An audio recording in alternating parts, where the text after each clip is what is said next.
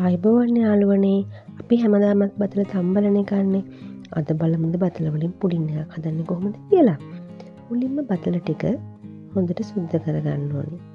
පොතු ටික ඉවත් කරගෙන ඊට පස්සේ අපි ටික හොඳට සෝද ගන්න ඕනේ. ඊට පස්සේ අපි බතල ටික හොදගත්තට පස්සේ හොඳට පොඩි කෑලි වලට කපා ගන්න ඕනේ.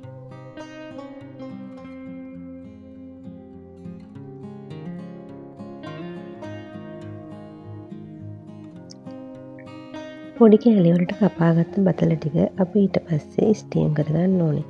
අපිට තියෙන ස්ටීමරයක් ඔයාලට මේ අවස්ථාවේදී පාවිච්චි කරන්න පුළුවන්.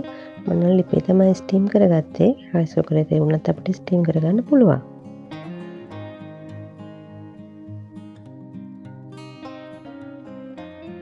මේ තියෙන්නේ ස්ටීම් කරගත්තට පස්සේ බතල ටික සාමාන්‍ය විනාඩි 15ක් 20ක් ස්ටීම් කරගත්තම ඇති හොඳට ස්ටීම් වෙනවා. ඊට පස්සේ ගෑරිප්පුවක් ආධාරයෙන් හරි නැත්නම් ඔයාලට පොඩි කරගන්න පුළුවන් ඕනම දෙයකින් හැන්දක් නුනක් පුළුවන්. අපිට මේ ටික හොඳට පොඩි කරගන්න ඕනේ. ඊට පස්සේ අපිට අවශ්‍ය වෙනවා බිත්තර දෙකක්, ෆ්‍රෙෂ් මිල්ක් ටිකක්. ඔයාලා ගත්ත බතල ප්‍රමාණය හැටියට බිත්තර ෆ්‍රෙෂ් මිල්ක් පාවිච්චි කරන්න.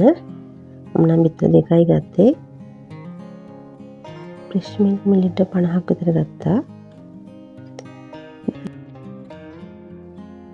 ඊට පස්සේ මුලින්ම බිත්තර දෙක දාගන්න ඕනේ. පස්සේ හොඳට කවලම් කරන්න ඒක. බිත්තර දෙක හොඳට කවලම් කරගත්තට පස්සේ අපිට ෆ්‍රෙෂ් මිල්ක් ටිකක් දාලා කවලම් කරගන්න පුළුවන්. හොඳ මිශ්‍රණයක් හදාගන්න මේක කවලම් කරන්න ඕනේ.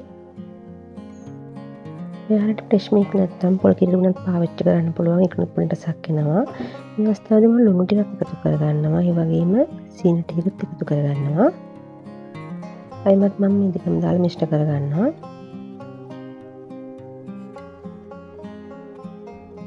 සීනි මම ගොඩක් දැම්මේ නැහැ. මොකද කැරමල් හදන වෙලාවෙත් සීනි ටිකක් දාන නිසා මම දැන් වැල්ල චුට්ටක් දාගන්නවා.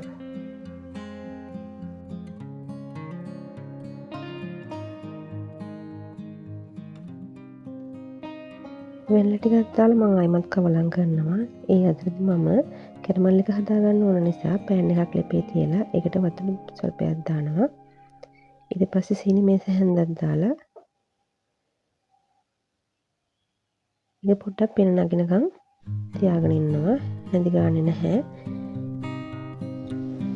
ඊට පස්සේ මේ කැරමල් ටික බටර් දාගත්ත භාජනයකට දාලා හොඳට වටේට කරකවන්න ඕනේ. ඔයාලා මේ වෙලාවේ ස්ටීම් කරන්න යොදා ගන්න ඕන නම් භාජනයක් ගන්න පුළුවන්. මම ඊට පස්සේ අපේ හදාගත්ත මිශ්‍රණය දානවා. දාලා හොඳට තුනී කරනවා.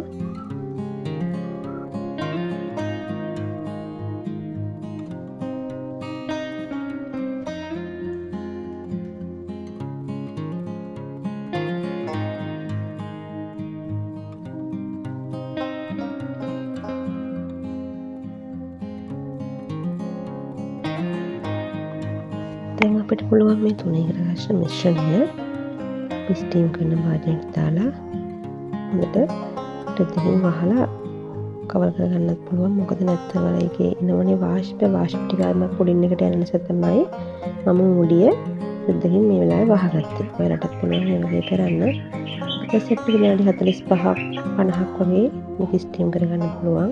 ඔයාලා පොඩ්ඩක් ගැරෙක්කුවෙන් හරි මොකක් හරි ටූත් පිකකින් හරි යන්නලා බලන්න චුට්ටක් හොඳට පුඩින් එක මේ ප්‍රමාණයට ඇවිල්ලාද කියලා. එහෙමනම් අපිට පුඩින් එක ලිපෙන් දාගන්න පුළුවන්.